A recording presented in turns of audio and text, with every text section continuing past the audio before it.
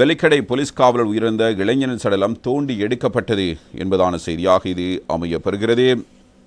வெலிக்கட போலீசாரின் பொறுப்பில் இருந்தபோது அண்மையில் உயிரிழந்த சத்ர நிமேஷ் என்ற இளைஞனின் அடக்கம் செய்யப்பட்ட உடல் நேற்று 23ஆம் தேதி மீண்டும் தோண்டி எடுக்கப்பட்டிருக்கிறது என்பதான தகவலாக இதனை நாம் அவதானிக்கலாம். இது தொடர்பான செய்தி இன்றைய தினம் தரப்பட்டிருக்கிறது. புகைப்படத்தின் கூடிய செய்தியாக மௌபூமி பத்திரிகையில் வெளியாகிறது.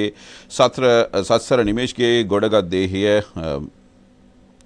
மிக கியூலன் கொல்லப்பட்ட என்பதாக இந்த தகவலை நாங்கள் இவ்வாறு அவதானிக்கலாம். எனவே இது தொடர்பான மேலே தகவலை அவதானிக்கும் போது பதுளை நீதவான் நுஜித் டி சில்வா முன்னிலையில் இவ்வாறு சடலம் நேற்று முற்பகல் தோண்டி எடுக்கப்பட்டிருக்கிறது. கடந்த 17ஆம் தேதி கொழும்பு மேலதிக நீதவான் முகமது ரிஸ்வான் குற்றப்புலனாய்வு திணைக்களத்தின் கோரிக்கையை ஏற்று பிறப்பித்த உத்தரவுக்கமைய இவ்வாறு சடலம் தோண்டி எடுக்கப்பட்டிருக்கிறது.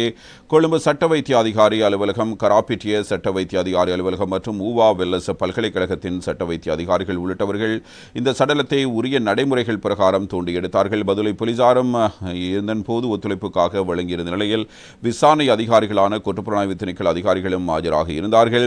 இதனையடுத்து சடலமானது மீள பிரேத பரிசோதனைகளை முன்னெடுப்பதற்காக கொழும்பு சட்ட வைத்திய அதிகாரி அலுவலகத்துக்கு எடுத்து வரப்பட்டது.